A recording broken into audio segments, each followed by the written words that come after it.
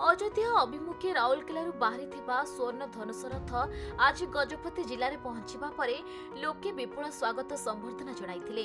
स्थानीय जगन्नाथ मंदिर निकट में रथ पहुंचवा पर बंदापन आलती करने सह भजन कीर्तन करी रथ को सहर परिक्रमा करा जायथिला।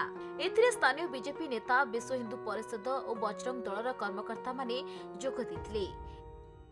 गतकाली रायगढ़ आसिक म्यूनिशिपालिटी भितर रही स्वर्ण धनुष यात्रा चली ऑल इंडिया चलो किंतु यहाँ आम सौभाग्यर कथा गजपति जिला देख ब्रह्मपुर जीव आम उत्साहित अच्छे संस्कृति प्रेमी यहाँ भक्त मैंने अच्छा समस्ते ये समागम होमें स्वागत जनइलु आटा बाटोरे जो मैंने थे से मैंने भी स्वागत जनइबे यहाँ गोटे सनातन धर्मर प्रतीक और धनुषटा भी पुराणा स्मृति को आम बजाय रखुचे।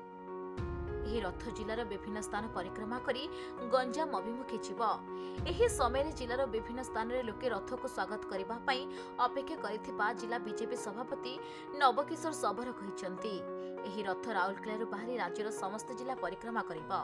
तबे गजपति जिल्ला रे जेउ भली स्वागत करागला ताहा अवर्णनीय बोली एही रथ सह आसीथिबा सनातनी जागरण मंचर कार्यकर्ता माने कहिथिले। आम रथटा जो बाहरी आम 2 तारिख दिन जनवरी 2 तारिख दिन राउरकेलार हनुमान बाटिका सहर बाहरी आज आम पहुँचीचु पारलाखेमुंडी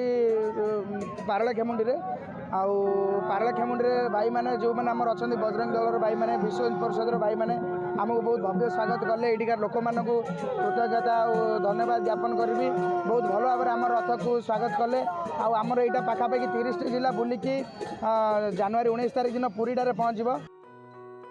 गजपति हेमंत प्रधान का रिपोर्ट खबर ओडिशा।